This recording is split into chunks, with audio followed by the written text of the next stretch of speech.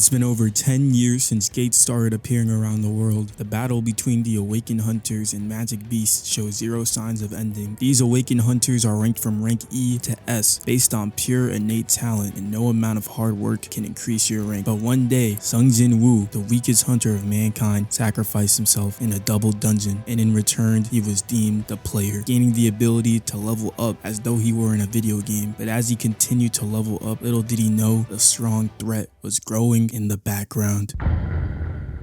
The weakest hunter of all mankind. You know, most MCs tend to have some cold ass titles. The Devil of Paradise, the Devil's Footprint. Jinwoo out here competing with Scott Pilgrim for world's bummiest 23-year-old. The first time we see bro fight, he showcases the sorriest dodges. His knife breaks trying to stab a goblin and gets one shot by this weak ass stab. But this is just a daily occurrence for him at this point. And at least his healer, Ju-hee, is kinda bad. Ayo guys, peep this. Damn, that's a big ass cave. Surely it leads to more loot.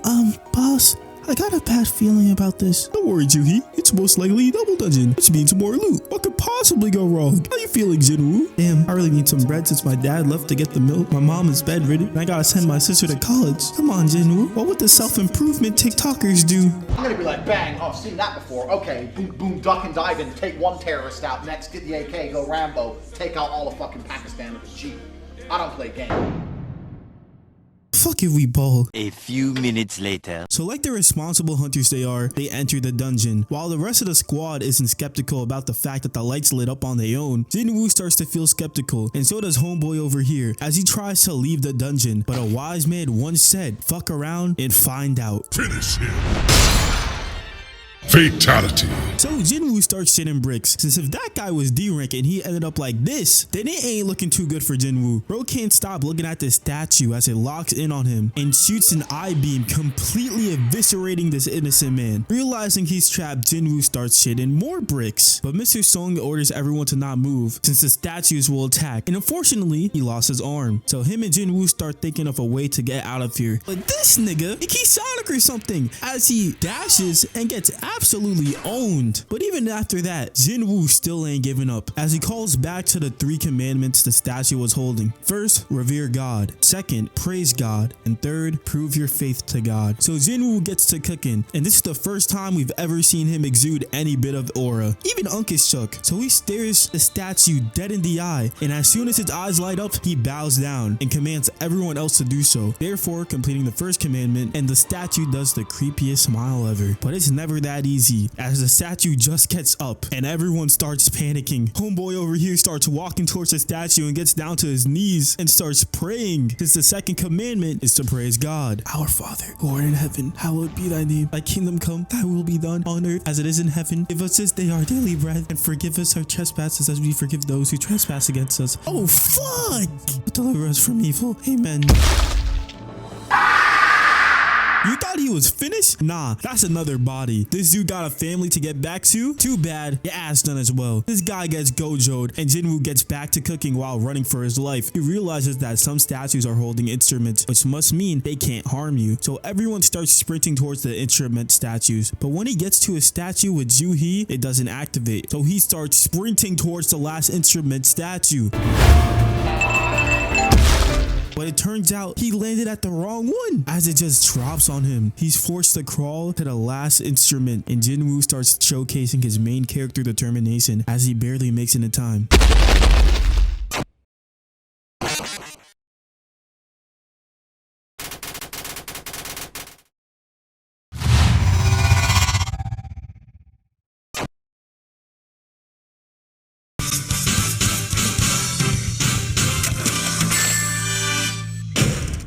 Barely made it. Ju-hee has the audacity to run across to him, asking if he's okay after getting his leg cut off. At least he tried to heal it. This altar randomly spawns in the middle of the dungeon, and with the last commandment being prove your faith to God, everyone makes the assumption that one person has to sacrifice themselves and the rest can be free. So this random points his sword at Mr. Song and tells him to sacrifice himself since he's the leader. So Mr. Song walks up, but only a flame is lit up. So Jinwoo gets all the hunters to walk up, and the door opens. The statue start walking towards the flames, and Shorty over here tripping balls and just sprints for it. But the door only closes a little bit and only one flame went out. So this nigga makes a run for it with no regard for Jinwoo, leaving him wasted. And Sang-sik hit Jinwoo with the "I got a family" and also dips, leaving just Jinwoo, Juhee, and Mr. Song. Mr. Song tells Juhee to take Jinwoo and leave, but since she's useless, her legs collapse. So out of our last remaining 3 characters, we have a boomer with a missing arm, a 23-year-old bum with a missing leg, but somehow the healer ends up becoming the most useless out of the 3. If you were to put Juhee next to a trash can, honestly wouldn't be able to spot the difference. Jinwoo displays some of the worst rizz in anime history by giving Juhee the only crystal he has. Mr. Song knocks out Juhee as they leave the dungeon, leaving Jinwoo as the last remaining hunter. Bring it on, you freaks! I'm taking at least one of you down with me!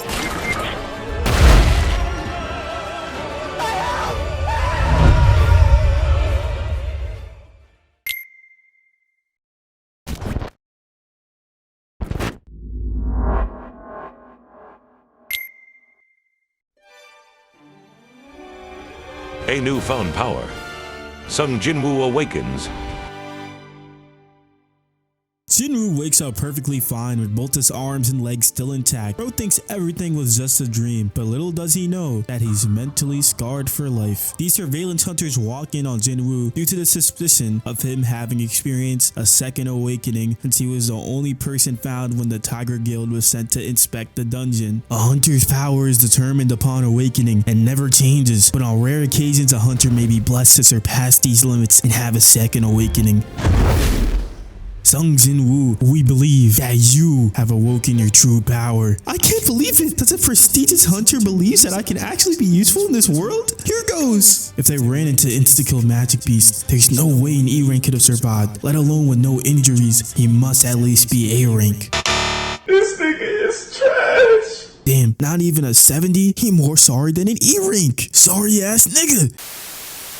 Jinwoo is more confused and disappointed since he's wondering how they didn't notice this big ass HUD over him. And then Anime Sister of the Year Gina walks in. Feels good to see siblings in an anime being normal for once. She walks out and Jinwoo starts analyzing the system that only he can see since he is a player. And it wouldn't be an MMO without daily quests. These dailies looking hella familiar. Notice how penalty is in all red here? Jinwoo doesn't know about the ancient rule. Fuck around and find out. As he wakes up in a desert since he ain't complete his daily quest, and now he has to run away from a scorpion for 4 hours. I'm joking!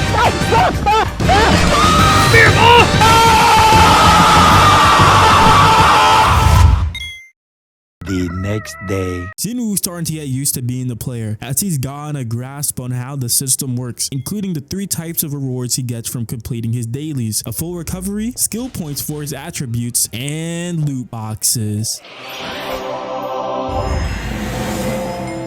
As Jinwoo approaches the dungeon, he calls back to what keeps him going: the hard labor, the constantly being treated less than human. It's all for the sake of his family, so he can cure his mother's illness and send his sister to college. He's willing to work his ass off, even if it means he has to walk this path alone, and that's what he accepts as he enters the dungeon. He instantly encounters goblins, and that's when bro realized he's not built for this. The goblins try and jump him, but Jinwoo finally kills one and then gets the 3k, but then this big bad wolf comes out of nowhere and Jinwoo hits him with the Detroit Smash, but it's not very effective. So he opens his inventory, it's a big ass sword, and just slices the wolf in half. But it ain't that easy since even more wolves spawn in. Jinwoo tries to slice one, but his sword gets stuck, so he hits him with the feint sidekick and decapitates his head off. The other wolf is shook and just flees, and just like that, Jinwoo is level 2 now. But being level 2 isn't enough to beat the dungeon boss. He's gonna have to EXP farm, and luckily for him, the wolf pulled back up with its whole pack. Good! Great!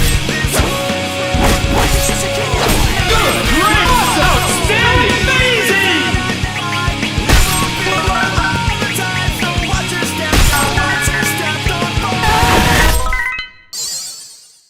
Bro casually takes on a 1v20 and gets the title Wolf Assassin along with a teleportation stone, but compared to the monsters he had to fight in the double dungeon, these beasts ain't shit. And now he's level 15, so you know damn well he's gonna go face that boss. He arrives at the boss's spawn and it instantly bitch slaps the fuck out of him, breaking his sword. Kasuga charges towards Jinwoo, and Jinwoo tries to cut through its skin, but it's damn near indestructible. As Kasuga counter whips Jinwoo, sending him underwater, Jinwoo barely escapes drowning, but it doesn't matter since Kasuga bodies the fuck out of him and yeets a whole ass train to his face. Blood was not prepared for this. While running away from the train, he trips and falls, but he's not going out just like that. He calls back to all the times he was ridiculed for being weak, and as he gets up, he's ready to put them sorry days behind him and challenges Kasuga head on. Nobody knows how it feels to be me. Constantly ridiculed for being sorry. I couldn't even avoid taking damage from them weak ass goblins. Since I'm weak. But that all changes now. I'm done with being a sorry ass nigga. Well, bro, got some XP points. You think you can fuck with me? Oh yeah, nigga, it's over for you. Where the fuck did this bum go? Get the fuck off me! Fuck the defense. I spent all my skill points on strength. You bum ass nigga!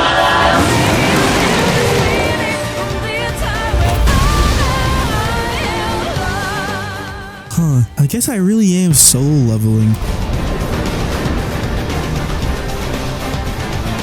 Later that same evening. After defeating Kasuga, Jinwoo is transported back to the real world, and as he leaves the subway, he's approached by a soldier, and apparently there's a dungeon break going on, so the soldier leads Jinwoo to the boss, and Juhee is participating in the boss battle, but she has PTSD, so she's useless yet again. So in order to help her out, Jinwoo just launches this dusty ass sword towards the boss and breaks its shield so that the hunters can finish the job. The soldier is in absolute shock about Jinwoo's power, but as he leaves the scene, Juhee spots him, questioning why he's there, and as Jinwoo looks back, we get to see what 100 push-ups can have your forearms looking like, and just like that, the prologue is concluded. 3 weeks later. All the girls are chatting about this new patient, and turns out it's Jinwoo, as he's been doing push-ups, sit-ups, and plenty of juice. This nurse walks in, and she blushing just off seeing this man. Bro is so oblivious that when she asks him for his number, he thinks it's so that she can send him his test results. It should have been me,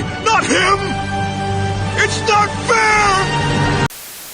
Jinwoo is finally back home, and Gina can't believe how different her brother looks from just doing the most mundane exercises. But hey, I guess working out just helps men get taller according to Gina. Like the responsible older brother he is, he sends Gina off to school and assigns his skill points to agility and perception. But even though he's leveling up, he can't out-level financial responsibility, as a landlord calls him, basically saying, get a job and pay this rent off. So Jinwoo starts looking for ways to participate in, but none of them are paying well, until he gets this one random notification, and he instantly jogs there to complete his dailies. Off rip, they're already shit talking as the nigga with a fro calls Jinwoo by his weakest of all mankind nickname, but little does he know, Jinwoo is already skeptical about these guys as they make him sign a contract, and overall, they're not that strong, but a bag's a bag, so he signs the contract, and here comes the golden boy, introducing Jinwoo. The D-rank hunter with 8 rank gear because he's a Nepo baby. They enter the portal to the dungeon, put some light on, and instantly get jumped by ants. But these guys got that 2016 Warriors chemistry, so they handled them pretty quickly. Bro over here doing a whole ass Stardust breaker, but Jinwoo still feels like there's something iffy going on. Big bro tries to check Jinwoo, but Jinwoo ain't fucking with it and tells Jinwoo to be wary about these guys. Fast forward and they arrive at the boss, and it's just filled with mana crystals, but apparently Dong-suk's squad coincidentally left their mining tools behind. Jinwoo already sees what's going on here, but Jinwoo can't believe it. They hit him with the fakest smile ever and seal off the boss chamber. The spider boss finally wakes up, and Jinwoo has the audacity to try and fight it alone. But step aside, young blood, since compared to the shit Jinwoo saw, this spider ain't shit. Fight!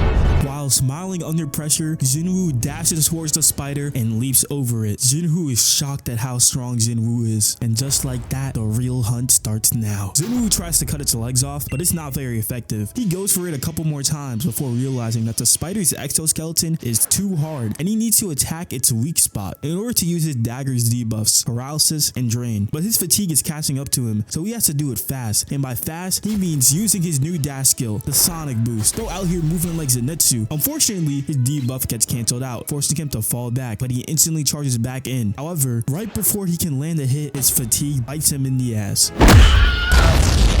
Right before the spider can land the finishing blow, Jinwoo uses the full recovery he got from completing his dailies right before entering the dungeon. He's so swaggy, he makes plot convenience look cool. It was at this moment that he knew he fucked up.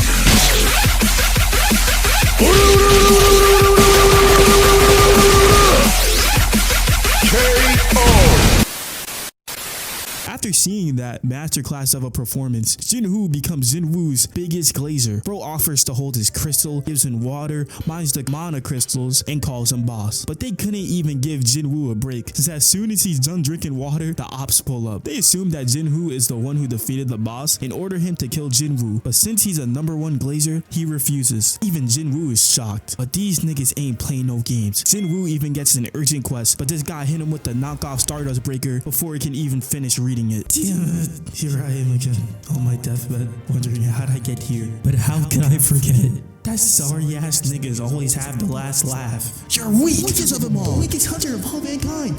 Sorry ass nigga. So this is what it's come to. I simply gotta kill the ops or else I die. Luckily, I've been waiting to do this for a long time. Damn, bro, why you ain't kill him? Lock in! How the fuck is he still breathing? Have any of y'all ever played Undertale? Oh my god, I love Undertale! What the fucking indie game got to do with us trying to murder you? Well, there's one thing that Flowey says in the tutorial that's always stuck with me. Yeah, and what's that? In this world, Oh, so you think you better start a genocide run now? I'm done being a sorry ass nigga.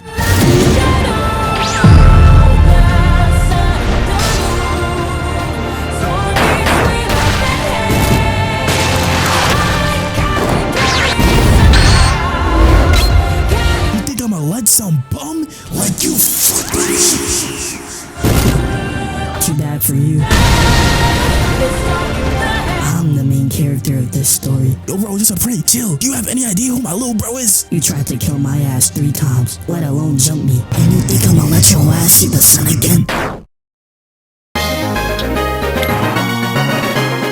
A few minutes later. Shorty out here questioning how the D rank and E rank hunters ended up surviving, but Jin-woo proves yet again he the #1 glazer, since according to him, nothing ever happened. The next day, Jin-woo arrives back home and treats his sister to some KFC. Gina is skeptical about how Jin-woo has been able to get so much money in such a short amount of time, and he starts calling back to all the people he just murdered. Overwhelmed by his actions, he tries to drink it off, but the system detects a harmful substance and rids the alcohol out of his system. So bro just gets up and takes the beer to his room. Look at how many cans he's had. He trying to black the fuck out. Turns out that when he had a second awakening, he got 2 rewards: Spirit of Rehabilitation, along with long last health and longevity, explaining how he was able to grow back his missing limbs. Gina comes into the room letting him know that Jin-woo wants to have a chat with him. So it turns out Jin-woo is trying to start a guild under his father's name and wants Jin-woo to join and do 19 C rank dungeons for 30 billion. But then Jin-woo thinks about how he has the potential to surpass S rank and realizes 30 billion ain't shit compared to what he can earn in the long run, and declines the offer. Jinwoo can't believe this, and in one last ditch effort, he claims to take Jinwoo's secret to the grave if he works with him, but with just a stare, Jinwoo gets him to shut his mouth. Jinwoo is at the park with his sister, and they start jogging together so Jinwoo can complete his dailies, but after completing them, he realizes that the system registered over the 10km limit, so as soon as Gina catches up, he just leaves her in the dust. After doubling the requirement for his daily quest, it turns into a secret quest, which allows him to choose which rewards he wants. So he chooses the blessed random loot box, which rewards him with a dungeon key, but this one is special since it's S rank, and you can obtain the ingredients to the elixir of life, the elixir he needs in order to cure his mother's illness. So he gives her one last visit and then opens the dungeon. Jinwoo enters the hell dungeon prepared with a teleportation stone in case anything goes wrong, but right before he can even attempt to step foot in the building, a gatekeeper appears. But this ain't no average gatekeeper, it's fucking Cerberus.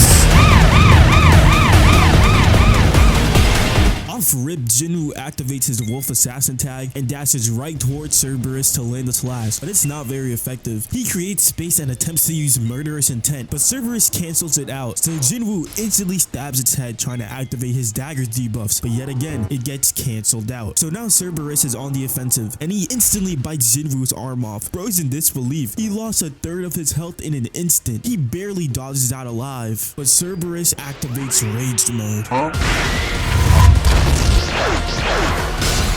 Well, ain't no fucking way.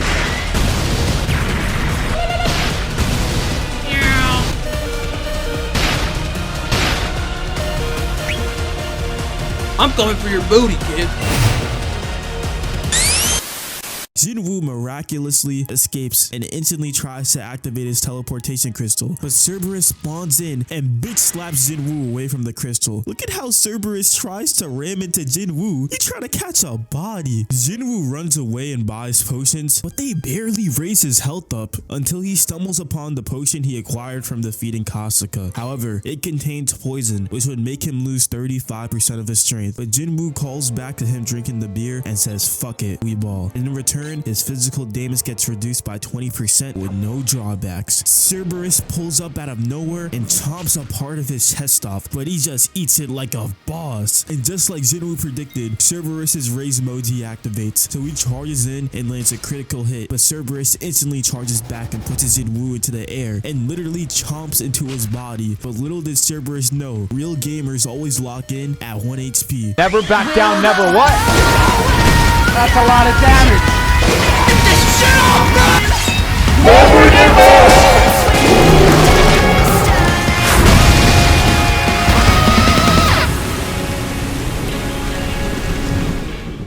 Jinwoo gets a mystery item and turns out it's the formula for the elixir of life. But he realizes he's not yet ready to climb the Hell Castle right now, so he vouches to visit again when he's stronger. 1 week later. So in order to get even stronger, he accepts Jinwoo's offer to raid the 19 C-rank dungeons, but only on the condition that him and Jinwoo will be the only ones entering the dungeons. But it takes time to establish a strike team, so in the meantime, Jinwoo is stuck doing dailies. He even gets so desperate for EXP, he's willing to not do them on purpose so he can enter the penalty zone. But with the power of plot convenience, he gets an urgent request to participate in a D-rank gate, so he accepts the invite, and on his way, he encounters Mr. Sung, the only real nigga at the double dungeon incident. He's been living a life of a sensei and just training the youth. They arrive at the dungeon gate, and would you look at that, it's a whole ass high school reunion. Juhee has spent her days wallowing in depression. Mr. Kim has shamelessly been living the family life he was willing to sacrifice a man in his 20s for. And this guy, we don't even know what he up to, nor do I know his name. He really a bump for real. Juhee out here blushing over Jinwoo, but then these prisoners arrive trying to raise her up, but they are acquainted by Tae-shi. I've definitely never seen this type of character design before. He's here to keep these criminals in check from doing any dumb shit. Now, you might be wondering, why the fuck are criminals allowed to participate in these raids? Well, if they participate in dungeon raids, their sentences get lowered. Fantasy world capitalism at its finest. But right before they can start the raid, Mr. Sung bows to Jinwoo, apologizing for his failure to protect the people who died in the double dungeon. But Jinwoo tells him to lift his head since there's no reason to bow. And just like that, they enter the dungeon. Mr. Sung, the prisoners, and Jinwoo take on the goblins with ease, and Mr. Sung even points out how Jinwoo's aura has changed. Juhee is shocked at the fact she hasn't even had to heal him yet. They eventually run into a crossroads, but Jinwoo instantly senses the path to the Both chamber, so him, Mr. Sung, and Juhee decide to go left, while Tae-shi and the prisoners go right, which leaves Mr. Kim and the Big Mum to go the middle route. But as they go their separate ways, Tae-shi gives Jinwoo a look of acknowledgement. The prisoners take care of the goblins with ease, and Tae-shi asks them if they can kill people just as easily, and they say it's just the same. As Tae-shi cuts back to a flashback, we find out that these prisoners have been arrested for assaulting this man's daughter, which led to her self-deleting herself, which then led to his wife being so shocked it put her in a coma. So Mans is offering Tae-shi 3 billion sun in order to kill the prisoners, and without hesitation he gets to choking one of them, and right after he's done with the job, Mr. Kim walks in. Jinwoo hears people screaming and instantly comes rushing into the scene just to see the fat bum along with the prisoners have been murked. But most importantly, he notices a struggling Mr. Kim. Juhee tries healing him, but it does nothing. Jinwoo can't allow him to die here, or who else will he have to jump all his rage at? But Mr. Kim simply just tells Jinwoo he's sorry and passes away. and the imposter instantly tries to sneak attack Joo-hee, but Jinwoo ain't letting that slide. Taishi finally reveals his true colors. He joined the Hunters Association simply so that he can get away with murder. So Mr. Song opts in to fight him with the help of Joo-hee using sword stance on him. They clash, but Taishi isn't worried at all, as Mr. Song is just a washed up boomer. He even lets him land a slash on him, but it was just his illusion. Mr. Song ain't gonna let that disrespect slide, so he instantly gets back to hacking and slashing, but it ends up being pointless. But Joo-hee ends up being useful for once and actually heals a wound. But then Taishi just uses Fury Swipes and Joo-hee tries to heal and fails yet again. She's actually the most fraudulent healer, but right before Taishi could land the finishing blow, Mr. Song pulls out his trump card and uses Overheat, but it's not very effective, and wallahi, Mr. Song is finished. Hey, I remember you. You're that weak ass E-rank from the hospital. The fuck was your name again? I'm Sung Jin-woo, the E-rank hunter.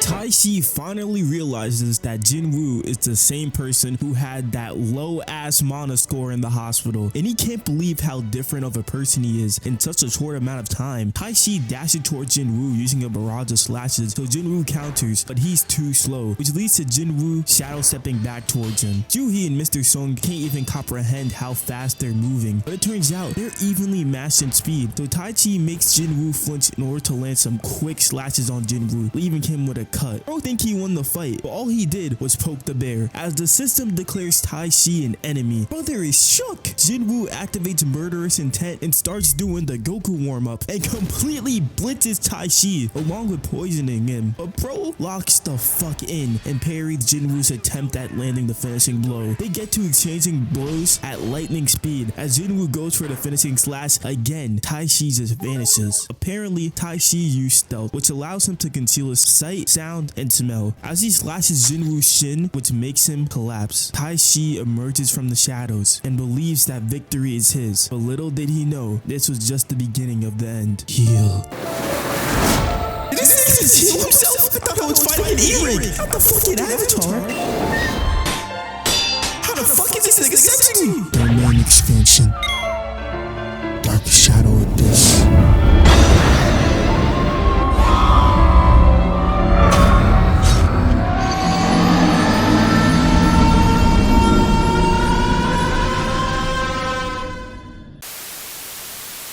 But even after defeating Taishi, the dungeon isn't over, as Jinwoo walks away from Joo-hee and Mr. Sung, declaring to defeat the boss by himself. Jin-shul arrives at the scene after being told about Taishi's true nature, and to his surprise, he sees a totally different Jinwoo. So naturally, he questions if Jinwoo defeated Taishi, but Mr. Sung comes in clutch and takes the credit for Jinwoo. Jinwoo and Joo-hee settle down in the park. As Joo-hee walks him to the fountain, he calls back to suggesting they should go on a date, and remembers how Jinwoo gave her a crystal to go get some food as his last dying gift. So she returns the crystal and announces her retirement. It's about damn time. 私、引退することにしました。 But that also means Jinwoo's actions mentally scarred a girl so bad that she went into retirement. 3 days later. Jinwoo's strike team has finally been assembled, and it's quite literally just Jinwoo, and Jin-ho for moral support. They out there looking like Curry and Draymond in 2021. Jinwoo pops the crystal he got from killing Taishi, which gives him the stealth ability, and they enter the first dungeon together. So naturally, the bums doubt that Jinwoo and Jin-ho are gonna survive, but as soon as they enter back in the lobby, everyone is shook, and just like that, the training arc begins.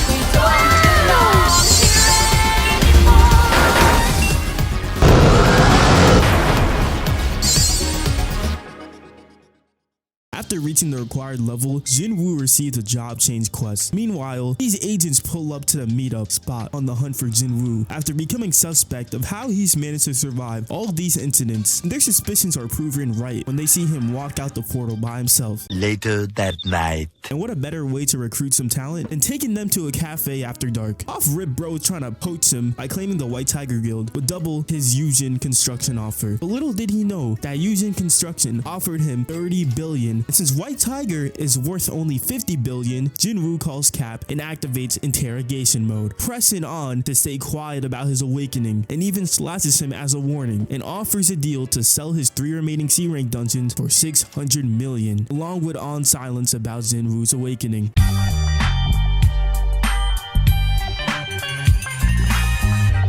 The next morning. The 3 dungeons were only valued at a max of 68 million each, so Jinwoo scammed the fuck out of bro. He even has the audacity to text on, letting him know this was just to get back for spying on him. And just like that, Jinwoo is heading towards the location to start his job change quest. Jinwoo eventually arrives at the location and opens up a big ass nether portal before entering it with swag. He arrives at the dungeon and takes note of how potions and full recovery can't be used during the quest, right before a great knight pulls up on him. So naturally, Jinwoo attacks it, but his slash wasn't very effective. So bro activates Fatal Strike and charges in, but it doesn't even make a dent. So bro says fuck it and just rips the knight apart. But it's never that easy, because as soon as he lets his guard down, an assassin tries to sneak on him with the stealth skill, and a mage even tries to sneak with a light beam, and there's other beasts along with it. But the situation isn't in Jinwoo's favor, since his fatigue is starting to build up. One off screen later. Jinwoo took the beast down with ease and acquires some new invisible armor that reduces the physical damage he takes, but it's not over yet, since there's still a long road ahead. He eventually makes it to the boss gate, and just the wind has him trembling as he's greeted to an empty throne being held by the lone red knight Igris.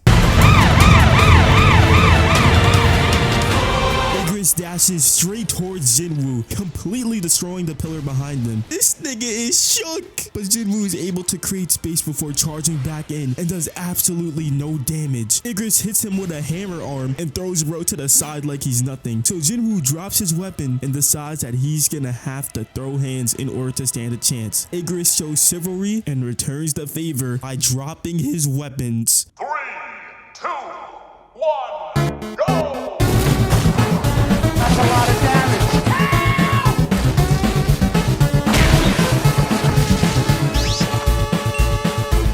Here we go! Woo!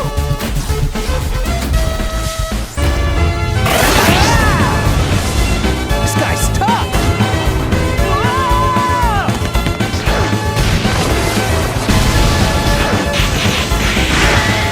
It was at this moment he knew he fucked up.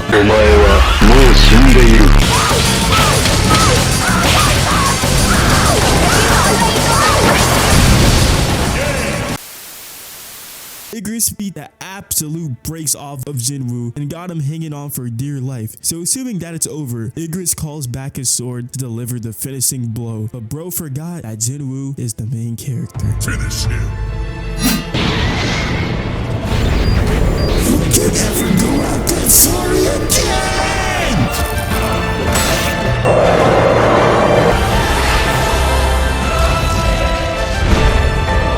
Great! Awesome! Outstanding! Amazing! Fighting is super effective against sword, red-headed bullets,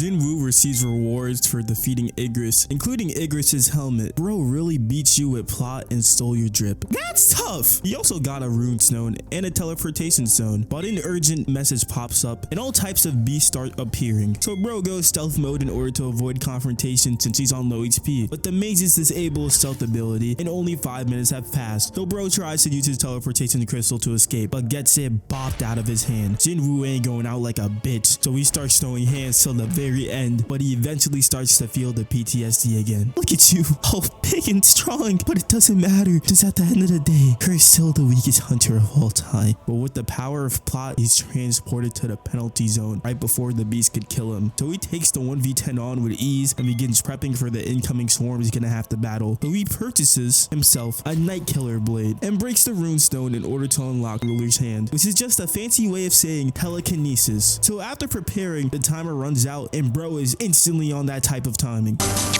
Ha! Give me strength! Ha! Yeah! Take this! Yeah! Rah! It's over!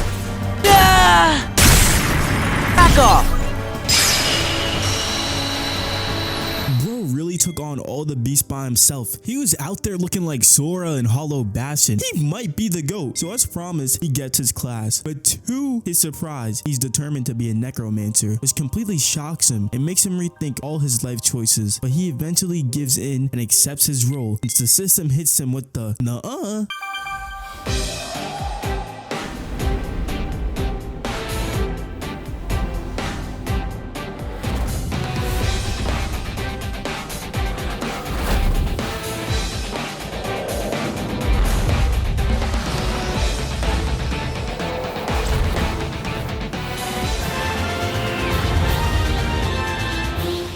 Mans is now a shadow monarch, and with that he gets the shadow extraction skill, a skill that allows him to control the corpses of the beasts he's defeated, and in order to use it he needs a keyword. Wakey wakey. And just like that, they all arise, but there's still someone he needs to tame. Get up, buddy. Igris! Get up!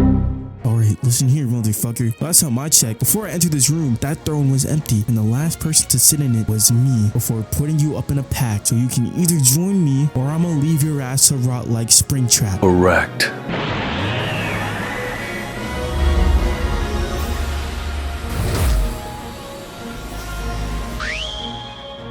And in the most hyped way, Jinwoo officially becomes the Shadow Monarch, with Igris and the other knights bound before his feet. The next morning. Jinwoo ends up oversleeping and gets a call from his sister. Turns out, it's Meet the Teacher Day. And next thing you know, he's at Gina's school, looking flyer than Sly Cooper. Gina can't believe it. Her big bro done evolved 4 times in 13 episodes. This shit looked like a Super Saiyan transformation sheet. Nah, fuck that. Rowlett's evolution chart. Or Jim Carrey's evolution as Eggman in the Sonic movies. This shit looks like Playboy Cardi's eras. Cardi's the music and Jinwoo's the aura. This nigga just walking down the hallway and got all the girls feeding for him. Keep your ass walking though, Jinwoo, since these girls are high schoolers. I know you're not trying to be the next EDP. The parent-teacher conference goes well, and Jinwoo couldn't help but smile about his sister excelling at school. Remember that girl with the green eyes and hoodie on Jinwoo's bump squad? Well, turns out she's Gina's best friend, and she's left speechless after Jinwoo reveals to her that Gina's his sister. Huh? What the fuck is this guy doing here? Why is she looking at me like that?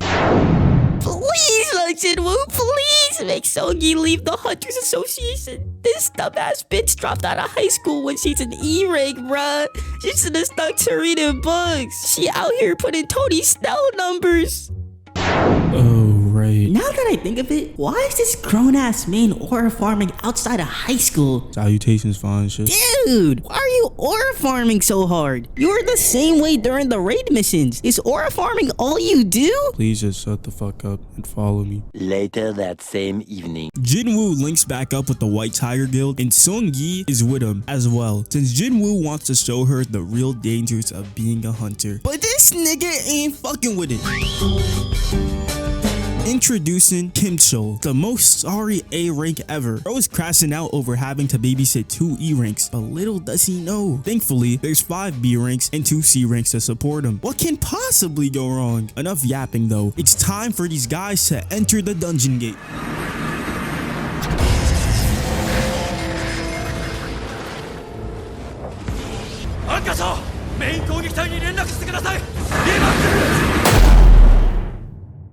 Jinwoo wakes up and the squad has been transported to a snow biome. Sung-gi asks him what a red gate is, and a red gate is a gate that takes you to a dungeon that's completely isolated from the outside. You can't leave until the boss is defeated or a dungeon break occurs, and no one can send help from the outside. And to add a cherry on top, the magic beasts inside are stronger than normal. Jinwoo saves Sung-gi with the plus 1000 aura clutch. Unlike this bum, RIP Bozo. Fine shit over here can feel the aura oozing out of Jinwoo. I know she's soaking. What?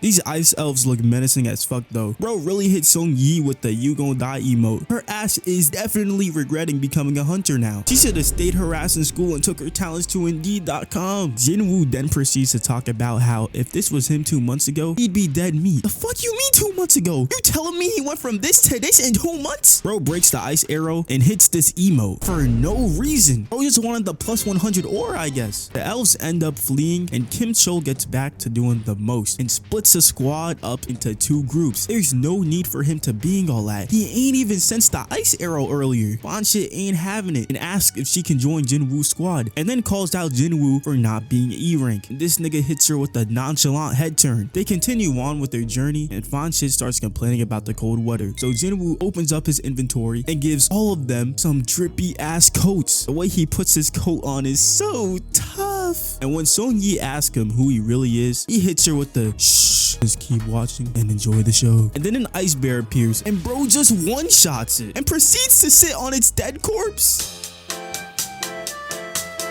Remember that one time Jinwoo ended up going on a kill spree because a squad snaked him? Well, this guy was the leader, and he had some very interesting last words.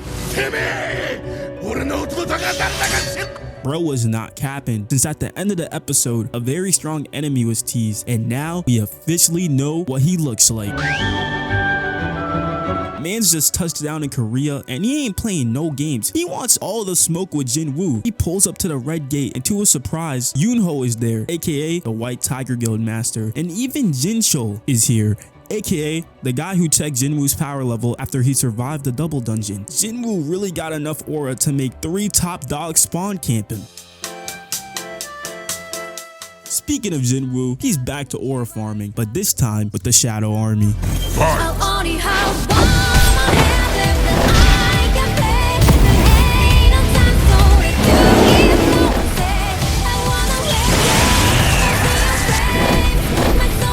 Now it's your turn, Igris.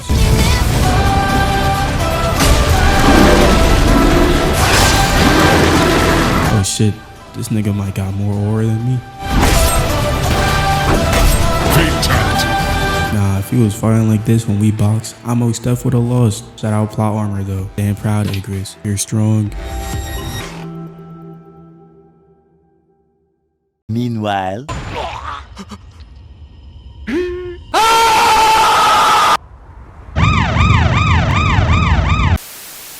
Jinwoo then proceeds to turn the polar bears into shadow soldiers. He's really catching them all. Meanwhile, Kinshol is tweaking the fuck out. Cause how the fuck are these peons still breathing? Meanwhile, all his strong soldiers got packed up. I'd be heated too. He then proceeds to barge towards them with his sword out before getting stunned by Jinwoo. And Jinwoo's alert, as he instantly tells the ice elves to turn off their camouflage. These elves aren't even speaking human, but for some reason, Jinwoo can understand them. The group leader tells Jinwoo to challenge one of his pawns, and Jinwoo instantly one-shots the pawn with no hesitation, and then proceeds to clash with the leader, but changes the direction of his blade last second to kill his horse. Jinwoo asks the boss elf to reveal who they really are, but he glitches before completing his sentence, so Jinwoo smirks and unleashes the Shadow Army. This time, it's half knight and half bear. The ice elves and Shadow Army start charging towards each other, and just like that, the battle between Jinwoo and Baruka begins.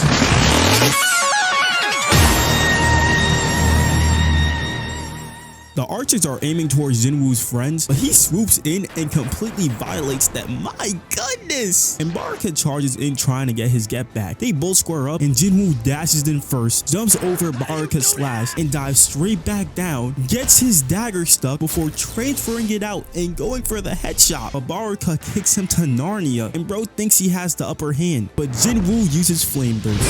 Damn you, Sung Jinwoo!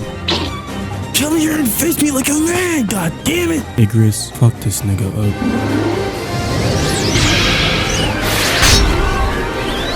Damn you, fake ass earring. You can suck my dick. correct.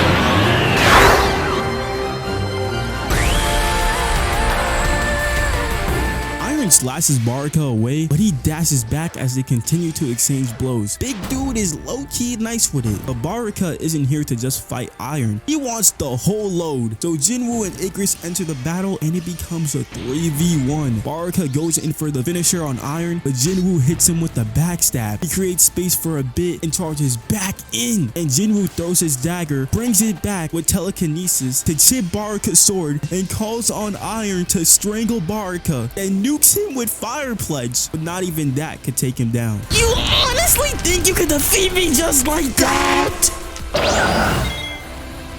Sorry, Unk, but your little career is over. Nani?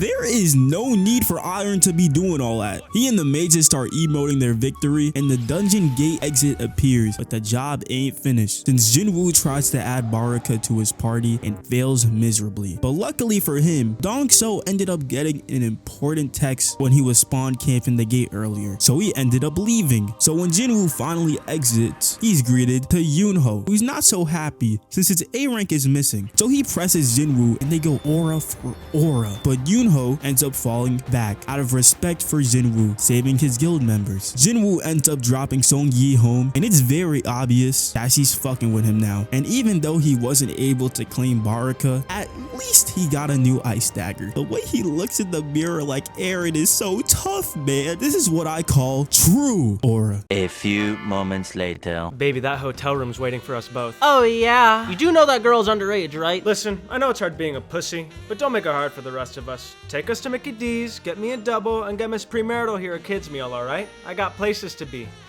Like the feminist convention. I'm 6'4", by the way. Oh, that's so hot. Okay, that's wild.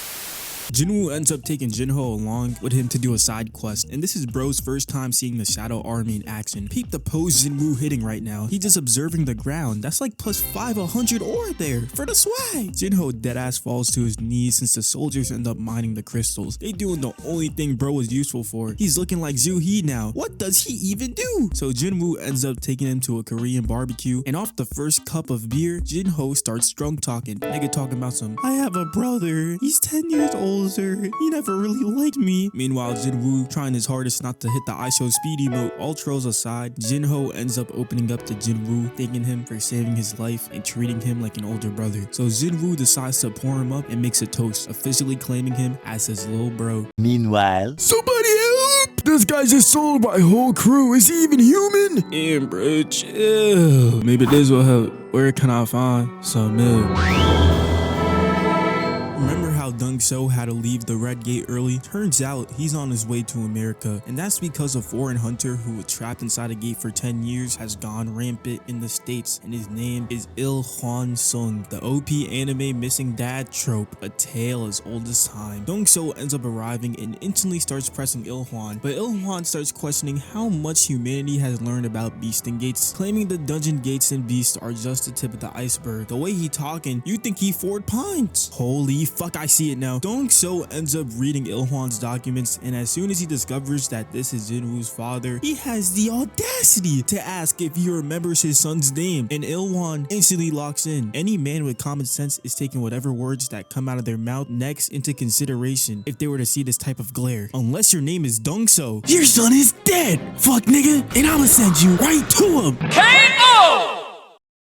Keep my son's name out your fucking mouth, fuck nigga. Meanwhile, back in the lowlands, Jinwoo returns to the Demon's Castle dungeon. When he faced Cerberus, he was around level 20, but now he's 3 times that. He enters the castle and is instantly tasked with gathering 10,000 demon souls in order to progress. He ends up slaying the demons bit by bit while also progressing past each floor and leveling up until he eventually reaches the 50th floor, where he's greeted by Vulcan. So he slowly walks up and calls upon the entire Shadow Army, and it becomes an all-out war. But Jinwoo notices that Vulcan hasn't moved until he instantly blitzes out of his sight and slams Jinwoo's army, so he hits him with the Detroit Smash. Jinwoo is flabbergasted at his strength. Bro did not know he was built like that. He might have spent too much skill points on strength. Vulcan gets back up and goes berserk mode, so Iron lobs Jinwoo his shield, and Vulcan starts murking that bitch with a mink pow pow wow 3000 combo. Jinwoo swings the shield towards Vulcan and tries to go for the surprise, but Vulcan has plus 100 awareness, and luckily Jinwoo is able to activate his ruler's hand in order to nullify the damage taken from the club. So he starts running away, but Vulcan starts chasing him, so he activates dash and beats Vulcan into his building, then proceeds to summon his other daggers and finishes Vulcan with the Egg Scissor. In return, he gains the World Tree Fragment. He ends up arriving at the Soul Reaper's throne, and this guy ain't even stand a chance. He has no idea how Jinwoo spawned behind him, and peep the pose bro is hitting in front of the red moon. Like, calm down nigga, you not a Kame. Talking about some, I guess even the the undead can feel fear. Bro chatting like how Vegeta did one against Android 19. We get it, Jinwoo. You got that shit on. He ends up one-shotting Mightiest with ease and obtains the Spear of Avarice, which is basically the equivalent to the charcoal held item in Pokemon. It doubles the firepower of whoever holds it. He gains another dungeon key and is officially only one item away from being able to craft the Elixir of Life. And with 25 floors remaining, he decides to leave so he can return when he's stronger. But in order to do that, he needs to stop faking.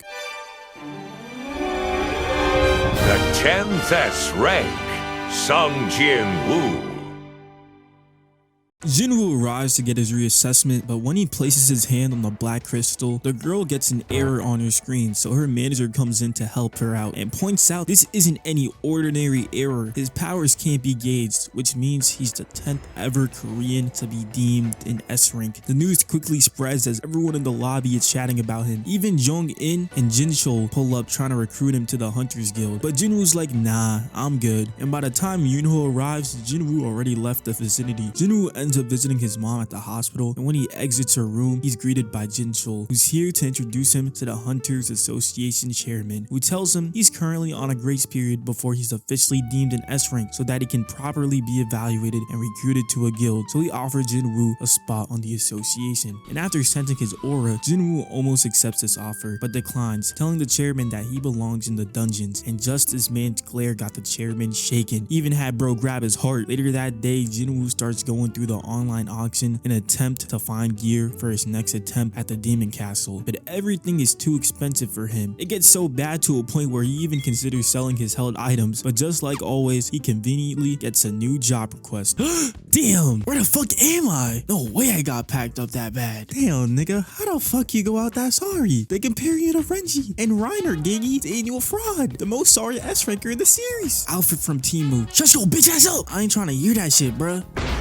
They put my ass against the main character's father. I was cooked from the start. It's the same way they be hoeing Renji and Bleach for real. We really... You sound like a bitch. The last thing you want to be remembered as is the biggest bum in this series. They was hyping you up crazy in season 1. Munchie even gave you a Smash intro. And this is how you delivered?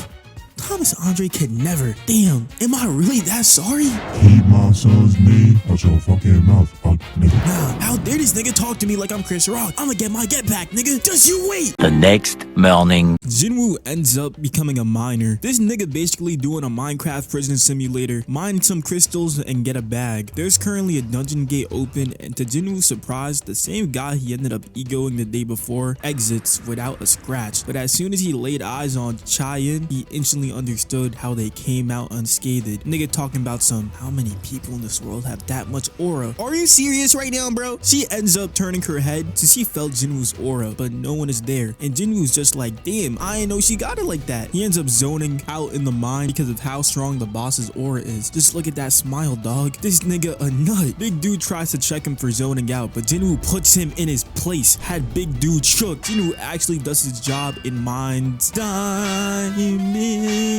And as soon as all the other miners dip, he zooms straight towards the boss chamber. Bro is fiending to fight this boss. He deadass got the Sukuna smile, but chae-in hits bro with the plus 1,000 sneak. I've seen this scenario before. He might be finished. Excuse me, sir. What are you doing here? I'll ask one more time. What are you doing here? I just happen to get lost. Lost? Wait, am I tripping? Or was he not just holding a dagger? I guess the aura wasn't just for show. Her stealth skills are one of one. I don't exactly know how you got here, but no miners should be in this area. So I'm gonna need you to get up out of here. Yeah, my apologies. It won't happen again. My bad.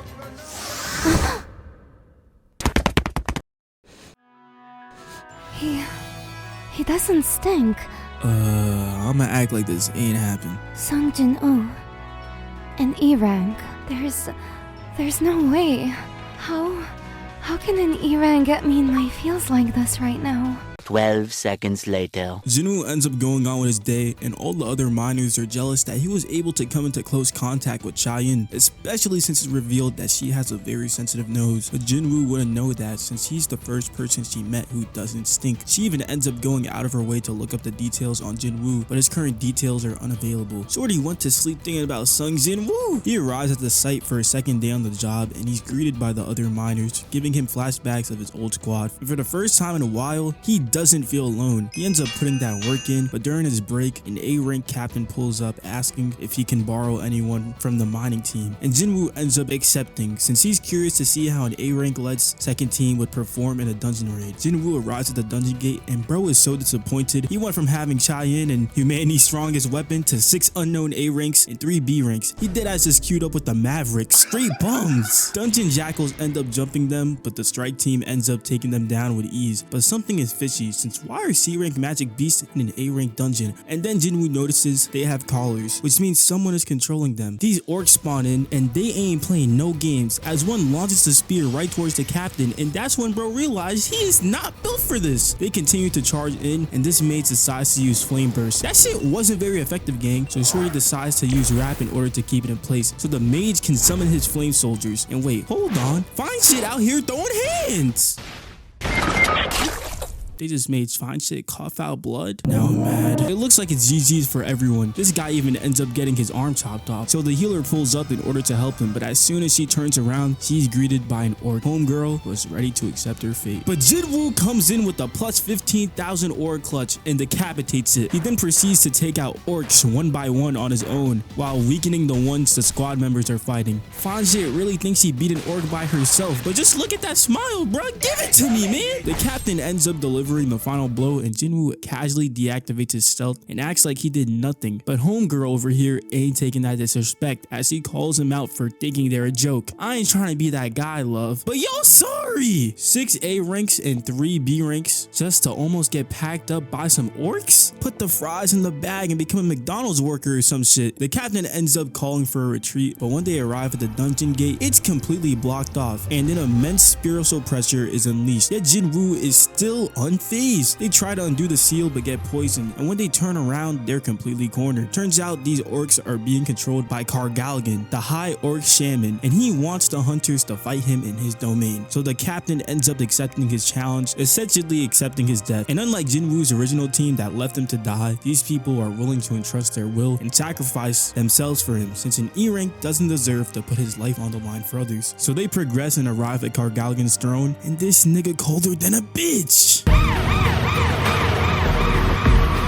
His aura is so strong that it got the whole squad trembling, but Kargalgan instantly realizes that Jinwoo is unlike the rest. The captain calls for the squad to charge, but everyone else is too scared to charge forward. So he charges in by himself, but Kargalgan blocks it and activates anti-gravity, putting that boy Captain Son in a blender. But right before Kargalgan can finish him, Jinwoo saves him. Look at the condition the captain is when Jinwoo finally decides to rescue him. He could have saved him at any second, but decided to wait until he was basically on his deathbed just to gain some more aura points. This orc tries to interfere, but Jinwoo activates his ruler's hand and yeets him to the ceiling. Kargalgan hitting the side eye of doom like, damn, this nigga could do that? He then unleashes his aura, but Jinwoo ain't phased at all and unleashes his shadow army. Jinwoo activates the monarch's domain, which gives all of his soldiers a boost. Igris ends up taking down a cluster of orcs without even swinging his sword, and Iron's roar literally makes some of them disintegrate, and he gets the quintuple ace with just one swing. Can't forget about Jinwoo. He's taking them niggas out so elegantly, easily plus 5,000 aura. But his B-rank soldiers are losing at a loss with a ratio of 4 soldiers to 1 orc. Kargalgan unleashes the flame wall, and that shit almost fucked up Jinwoo's fit. Just look at this nigga. He's tight as hell. He ends up summoning more soldiers, but Kargalgan uses anti-gravity in order to fuck up the ground and turns it into a rock slide followed by flame plumes in order to force Jinwoo into wasting mana on regenerating soldiers. He even targets Jinwoo, but he easily deflects it. And even though Kargalgan's plan seems to be working, Jinwoo just smirks and spawns in a mana potion and turns his orcs into shadow soldiers. Got this nigga shook again. Jinwoo tells this nigga he's next and his life flashes before his eyes. Bro deadass starts having a system malfunction at the thought of being controlled by a human. He even tries to curse Jinwoo into eternal sleep, but Jinwoo's aura is so strong it shatters the spell. He's not going out that sorry, so he activates his shield, but Jinwoo's mages send a blue flame burst right through it, and the attack was so strong it broke his mask off. How dare you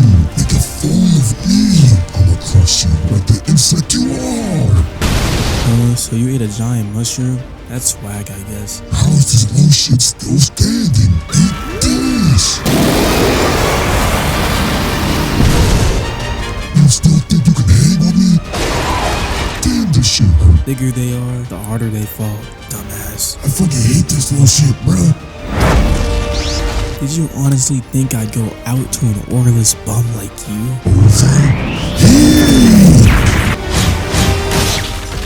I guess the daggers weren't very effective in that case.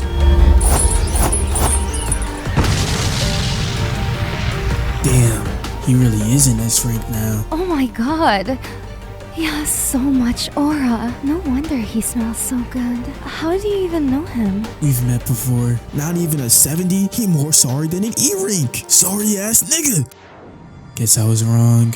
I told you you're next, did I? No, I'm gonna go like this. Stop, please, stop.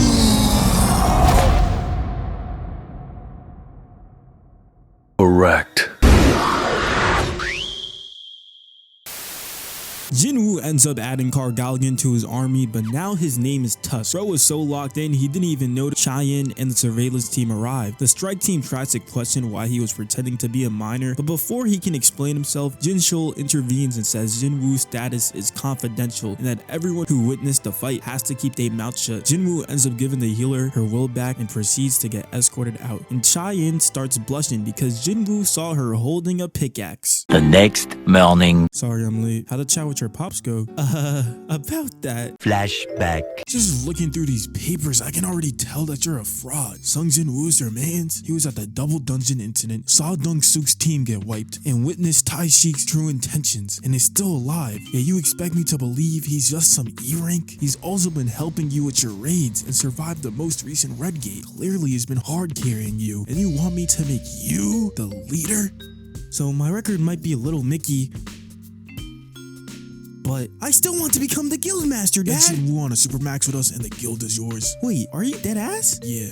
For real? Yeah, no, get him on the supermax deluxe or I'm disowning you. End of flashback. Sorry, little bro. I'm not really interested in joining any guild. Damn. But if you're looking to be an unemployed glazer, that spot's always available. Later that day, Yoon-ho tells his dad that he wasn't able to recruit Jinwoo to the guild and declares that he will be leaving his family in order to support Jinwoo on his journey. And his pops hits him with the "Get out!" And later that day, his father ends up knocking out cold. Karma's a bitch, huh? He wakes up in a hospital bed and is informed that he has eternal sleep disease, the same disease that Jinwoo's mother has. We smoking on that Myung-hun pack. That's what happens when you're a shitty father. Meanwhile, there's a lot of commotion going on since the A-list celebrity Lee Min-sung has awakened as an A-rank hunter, and Jinwoo is trying to complete his reassessment, but Min-sung's bodyguards are blocking him. But the chairman takes it into his own hands to escort Jinwoo to his reassessment. Playboy hits Jinchul with the "Do you have any idea who I am?" and Jinchul hits him with the "Fuck out my face, fraud." Bro realized he was not built for this. Jinwoo ends up being put in a confinement room so that he can go all out. So naturally, he produces some shadows, but the chairman instantly calls him out for holding back. So he goes all out and his aura is so strong that he got both the ultimate weapon and Yoon-ho shivering. The chairman out here questioning if he could even hang with Jinwoo if he was still in his prime. Jinwoo officially becomes an S rank hunter, and this might be the closest thing to seeing him smile. This shit reminds me of when Deku got his hunter's license. He was giddy as shit. Yoon-ho and Jong-in try and recruit him to their respective guilds, but in reality, they were just trying to protect him from all of the lights After all of them months of straight grinding, this nigga finally made it as he is declared the 10th Korean S rank on national television. That one guy who tried to check him in the mine earlier couldn't believe his eyes. His sister out here questioning how her big bro was able to defy this world's power system, and he got both his day one shorty and the most popular girl in the country feeding for him. That's why he's the GOAT. The GOAT. The whole media team left Minsung like that one Zion Williamson meme. This Canada vet deadass started his villain arc, but we not seeing that shit get animated till 2032 in Solo Leveling or Farmers. Next Generations, I'm deadass. Yoon-ho offers to escort Jin-woo away from the paparazzi, but this nigga just shadow steps away. Bro can't believe his eyes. This nigga is hacking in real life. Jinwoo ends up going to the Hunter's auction in order to gear up for his third attempt at the Demon's Castle, but just because he's an S rank now doesn't mean his pockets are up. He ends up asking if he could get a discount, and the salesman says that if he can shatter this glass, he could have the equipment for free, and Jinwoo deadass tries to break it, but the salesman hits him with the "I'm just joking bro, chill." This nigga damaged the glass without even touching it. He was ready to get that free loot. He ends up getting one of his daggers evaluated for 100 million and quickly realizes that this auction house is the polar opposite of GameStop. They give you 10 times the amount of what your shit is worth. So he ends up selling all his old stuff in order to get new shit in preparation for the Demon Castle Part 3. 8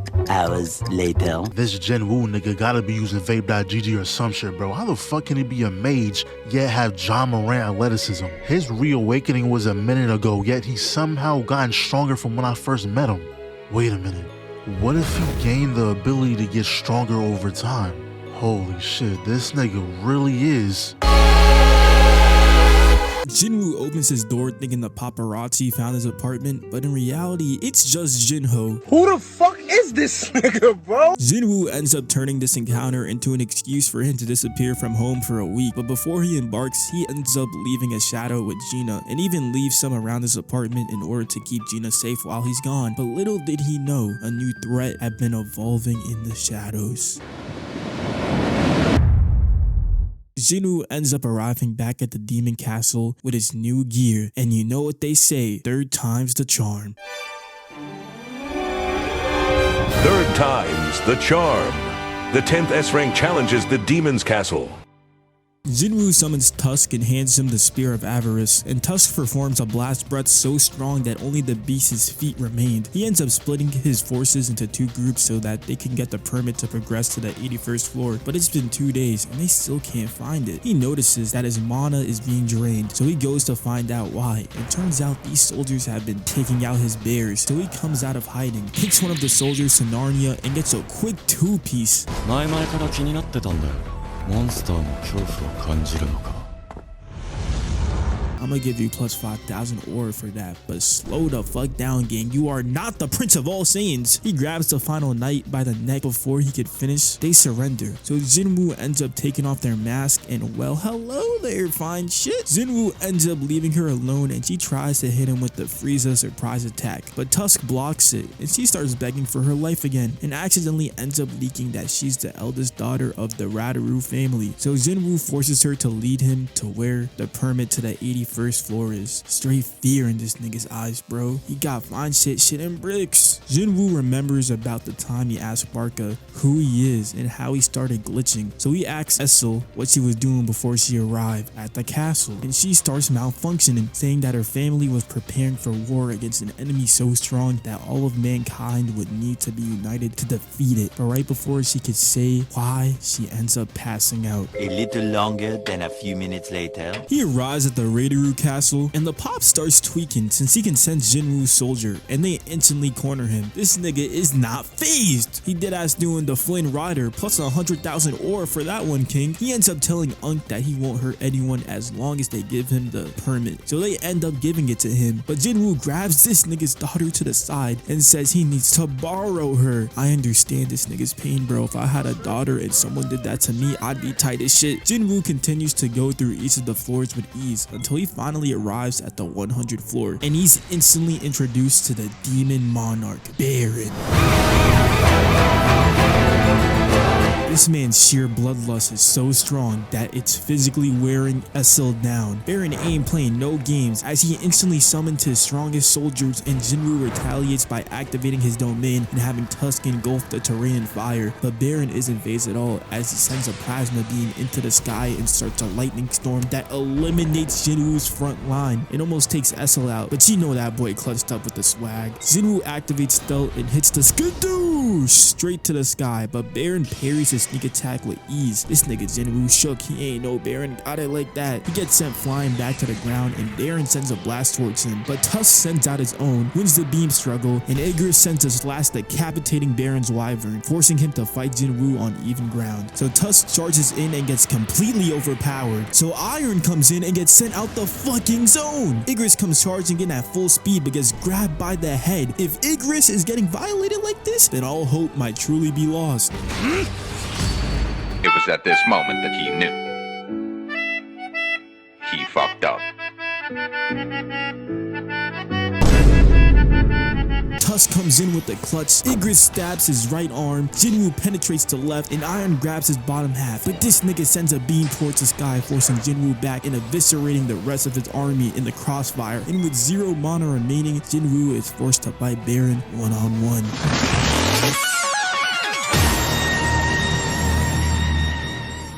They clash and continue to go parry for Barry. Just one clash is strong enough to destroy a nearby building. Baron hits Jinwoo with a flashbang and parries his daggers away. And it looks like this is the end for Sung Jinwoo.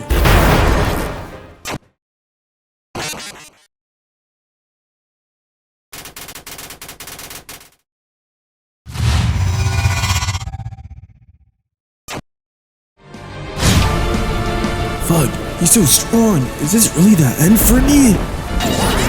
Oh my fucking god, are you kidding me? Don't give up, Mr. Woo! Plot armor saves my ass yet again. Now time to go all out and beat this nigga's ass! Take this! Go to sleep, you bitch ass!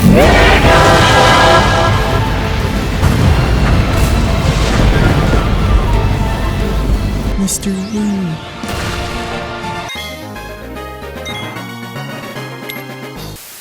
Jinwoo happily tells Esil that her family are now the rulers of this castle. He gets the option to craft the elixir of life and instantly crafts it. Iron hands him the wyvern's remains and he extracts his shadow and names him Kaisen. He ends up remembering he has a runestone, and when he unlocks it, he gains the ability to shadow exchange, allowing him to swap places with any of his shadows. So he instantly activates and hits Esil with the Toji special, and as soon as he's back in the real world, he summons Kaisen and heads straight towards the hospital. And when he finally arrives, he starts thinking about the journey so far and begins to realize that everything he's done so far is for this specific moment. Just the thought of his mom waking up has him shaking, but he takes a deep breath and pours it in her mouth. Her scars and wrinkles end up disappearing, but she's still asleep, making Jinwoo feel as if everything he worked hard for was pointless. But as soon as he looks up, she's awoken from her slumber, and as he comforts him for the first time in years, Jinwoo can't help but cry. All the hard work he put in finally paid off.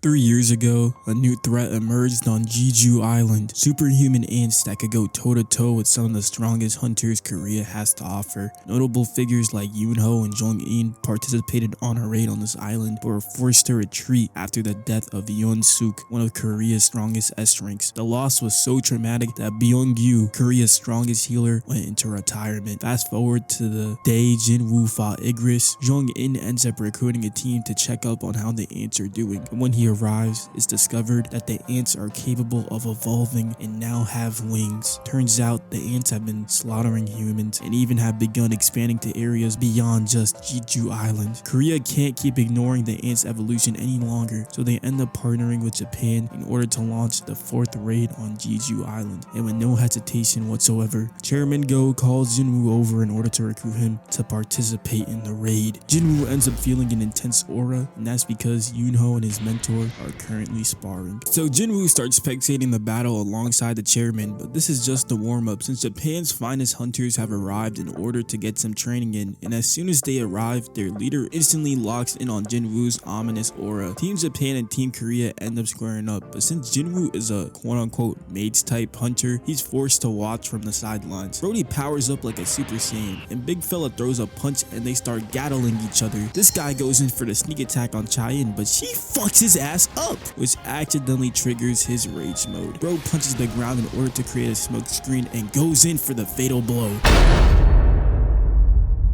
Of course, Jinwoo comes in for the clutch. Just like the 4th time this video, he always makes sure to aura farm regardless of their age. He don't give a fuck. Got the Japanese leader calling cap on Jinwoo being a mage type hunter. That's like saying 1B is just a great defender, nigga. He can shoot that bitch from the logo. Jinwoo ends up putting down the CRASHOUT with ease, and the Japanese leader, aka Godo, challenges Jinwoo to a sparring match. Jinwoo accepts, but only on the condition that Godo doesn't hold back. Jinwoo starts stretching, but Godo charges straight in. Bro did the Aaron Yeager special. He's not playing no games. Jinwoo casually dodges it, and Godo charges back in and starts throwing barrages, but Jinwoo leaves him with ease and smiles. Look at this nigga's face, bro. He tight as hell. Jinwoo treating him like a peon. Jinwoo is the Hall of Fame weave master, dog. This is just straight up disrespect. So Godo decides to kick into full gear and goes for the one shot, and Jinwoo just grabs his hand, which is crazy, since if he would have grabbed Godo's wrist, he would be deemed the winner. But these are some real ass niggas. They trying to go all out. They both step back and start going aura for aura, but they end up being put down before they can start fighting at full strength. Turns out this was all part of Jinwoo's master plan to sneak his soldiers into the hunter's shadows, since he will not be participating in the Jeju Island raid in order to spend time with his family. But that should be fine, since 15 of Asia's strongest S ranks will be participating in the 4th Jeju Island raid. Surely they don't need Jinwoo's help. Just the night before, Yoon-ho ended up going out with his good old pal Byung-gu in order to try and convince him to assist Korea in the raid, but he respectfully declines.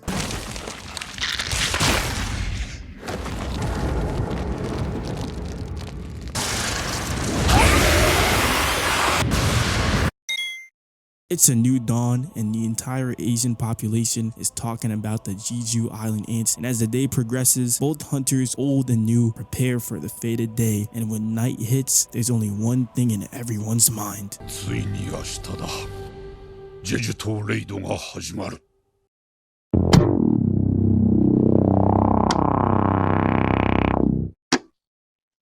It's finally the big day, and Byung-gu arrives last minute in order to defend his country as he and Yoon-ho hit the Omega Dam. The Japanese hunters are already on the island in order to create a diversion for the Korean soldiers. They deadass got a cameraman with them, by the way. I'm deadass. The Japanese hunters unleash their aura in order to attract the ants towards them, but some still lock into Team Korea, but have no fear since the ultimate weapon is here as he proceeds to completely eviscerate them. These guys end up sending a signal interference to the ants can't detect the queen's distress signal, and Chung-in ends up putting fire net on the nest and sends homing fireballs through these holes in order to find out where the queen is at. Chung-in putting up some MVP numbers right now, I can't lie. Yo gang, I'm gonna need that healing. These ants fucking me up. Okay, but you're gonna have to give me something more than just money. Dang, there's more coming. Can you just heal me already? Meanwhile, They're using the chat. I just finished my dailies. With all those S ranks assembled, they can finish this raid with ease. There's no way they need my help. Team Korea arrives at the egg chamber and are shocked to see an egg so huge. How the fuck does an ant that huge exist? This ant ends up completing the 3-piece, and I can't even show the remains of the scene or Neil gon' hit me with the... His aura is so strong that it makes this guy crash the fuck out. This nigga engulfed himself in ice thinking he'd be safe. He was badly mistaken. Team Korea finally finds the queen, and with the power of teamwork, they defeat her with ease on live television. This shit deadass only got a 10-second delay. All the spectators start cheering, and even the chairman gives a sigh of relief. But as Jin-woo comes to celebrate with Yoon-ho, Yoon-ho can't stop thinking about the screech the queen did before she went down. The signal interference ends up losing effectiveness, so the ants break the net and start charging towards the nest. Little did the hunters know their biggest nightmare was approaching.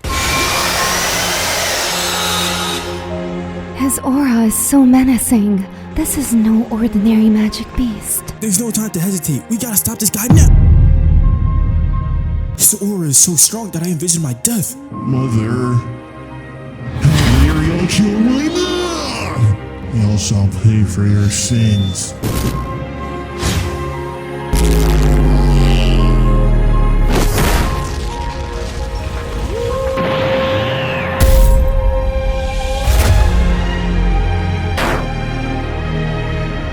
You're not about to take my MVP away.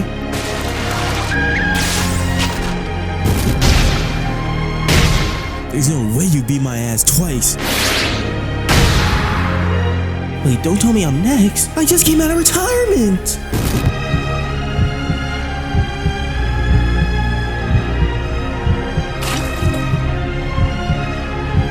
There's no way I went out before the cameraman.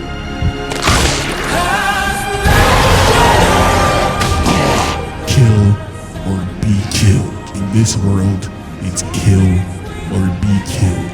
You guys claim to be strong, but are all frauds. There is no sin greater than that. Who is your king? I sense him. Are you the king? Yes, the king you are looking for is me. Stop the cap. Stop the cap right now. Stop the cap. I kid you not, this guy gets off screen, bro. A1 Pictures really had me jumping out my seat thinking the guy who was just going toe-to-toe with Jinwoo 2 episodes prior was about to do something. Nigga really had his nah, I'd win moment. This is sickening. Somehow the cameraman is still alive. It's almost as if he's... Right before the ants could finish off Team Korea for good, Jinwoo finally reveals his shadow soldiers, and it cuts back to him aura farming on top of a train. Mind you, this nigga's supposed to be spending time with his family. He was just chilling on the street in the Manwha, bro. They put him on top of a train in the anime just cuz. Chu-Gong. Trouble on Jeju Island. The ant faces the king. Jinwoo arrives on the island with his hands in his pocket. Bro is posted up with the whole squad. Swag so cold it got yoon-ho feeling perplexed. He ends up giving the S ranks potions for their injuries, but chae-in is so damaged it doesn't work on her. The ants start making way for their king's return, and he's crashing out. His Godo was a false king, so Jinwoo walks up and faces him head on. The super ant screeches in Jinwoo's face, and he ain't phased. Says he's just a bug straight to his face. The cameraman ends up getting his signal back, and the broadcasters decide to hear this fight with no delay. Peep how happy the chairman is to see Jinwoo. That nigga for sure thought humanity was finished. The super ant gets the first hit off, but it's not very effective. So Jinwoo activates ruler's hand, pulls him towards the ground, and Mach punches him. Got this nigga looking like he playing Twister. The ant gets up and hits Jinwoo. So Jinwoo throws a haymaker, and the force is so strong it causes the ground to shatter. The ant missed the left jab, and look at Jinwoo, bro. He squared up like he Ippo. Hit him with the Detroit smash straight to the liver. Got bro struggling to stand on 2 feet. Cut back to Jinwoo, and this nigga unlocked ultra aura mode. He winds up and clashes with the ant, then hits a little maneuver and hits him with the gazelle punch. Elite hands are being thrown, ladies and gentlemen. Jinwoo ends up getting infected with poison, and the ant goes for the finisher, but Jinwoo hits him with the signature wrist grab. Got that detoxing ability working overtime and hit him with the star platinum punch, followed up with the Manchester smash. So the ant is like, fuck this bullshit, and forces himself to evolve into its final form. This nigga Jinwoo ain't phased at all though, as he proceeds to summon the demon daggers and dashes straight in, but he instantly regrets that play. Just look at him, bro. He did not know this ant could hang with him. This super ant got some hands, bro. Jinwoo creates space and launches back forward for the direct clash. They continue to exchange blows until the ant sends him back and uses icy terrain, but Jinwoo becomes one with the debris and the ant hunts him down. They escape the debris and both kick into a higher gear and do a clash so strong it got yoon-ho looking like the average viewer. The fight literally becomes otherworldly. Am I watching Broly versus Gogeta or the S-rank aura farmer versus the Manwha clone? Jinwoo hits a shadow step and does a Gatling, slices its arms off, and goes beyond plus ultra. But the ant retaliates, and it looks like it's game over for Jinwoo. This can't be the end. No. No. Never again. I won't let myself be weak ever again. Did this nigga just subconsciously evolve mid-attack? It's over. You can't deny the inevitable. This guy talking like he Thanos. I gotta get out of here. You can run, but you can't hide.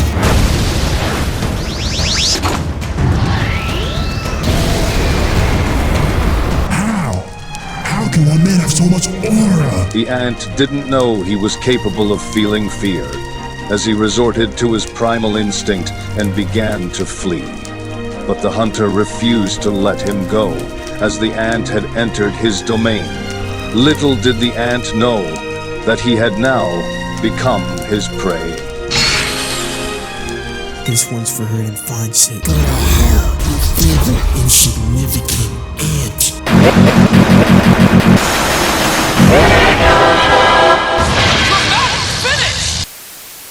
Jinwoo ends up giving chae-in the elixir of life, but it's ineffective. So he asks the cameraman to stop the broadcast and turns Byung-gu into one of his soldiers in front of Yoon-ho. Oh nah, me personally, I'm not taking that level of disrespect. Byung-gu ends up saving chae-in, and since Yoon-ho asks politely, Jinwoo ends up releasing Byung from his party. This nigga Jinwoo bits the country's S ranks into evacuating since they thought they'd just be a hindrance to him. He ends up destroying the eggs and killing the last remaining ants on the island, resulting in him finally reaching level 100. Job's not finished since he ends up extracting the ant whose aura was so strong it engulfs Jinwoo in eternal darkness for a second. The ant ends up emerging from his cocoon and is now reborn.